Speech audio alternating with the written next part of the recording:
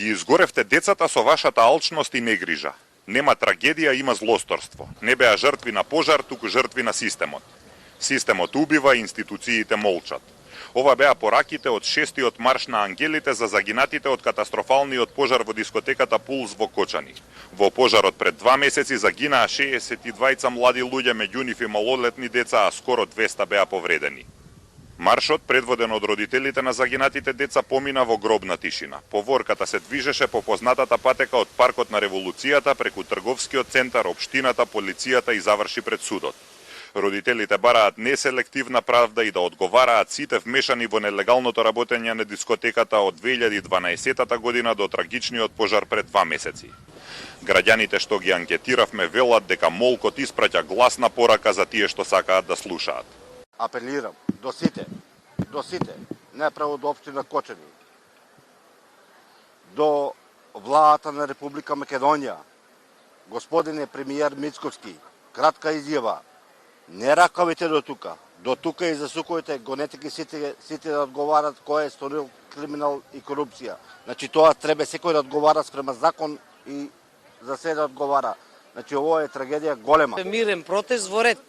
Добро е додека е мирен. Ова порака многу значи, ако се свесни тие што се на власт. Јас не знам кои се на власт и не ме интересира. Знам дека ги добро плаќаме. Сите граѓаните, нели, од народни пари си живеат. И овој мирен протест, овој молк многу гласно зборува, само кој има уши и памет да ги чуе. Значи нема веќе толеранција на селективност во вакви случаи. Многу скапо го плати Кочани и источниот регион сето ова. Кои се очекувањата? Што очекуваат граѓаните на Кочани? По моје скромно мислење, мислам дека не. Претпоставувам дека бројноста е некој критериум или некој одредник, ама во однос на испораката и она што се вели доверба во институциите, мислам дека не. По секој случај треба да дадеме време и простор, меѓутоа ќе видиме. Очигледно е дека тишината тука кажува се. Досега има 60 на осомничени за пожарот, меѓу нив и сегашни и поранешни функционери. Обвинителството најави завршување на истрагата за 1 месец и поднесување обвиненија.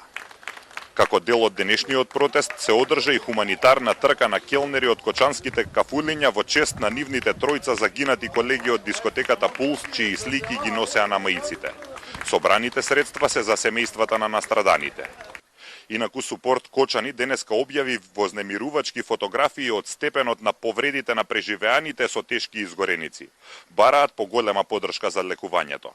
Најголем дел од повредените се пуштени од болниците во странство и од Скопје, каде што се лекуваа и го продолжуваат лекувањето во Кочани.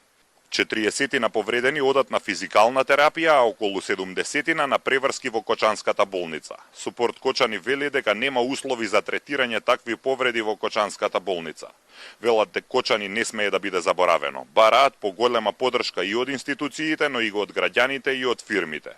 Токму затоа, Ротари клубот Кочани Виница во соработка со нивните словенечки колеги денеска најави помош за настраданите и за градот воопшто за во наредните 5 години.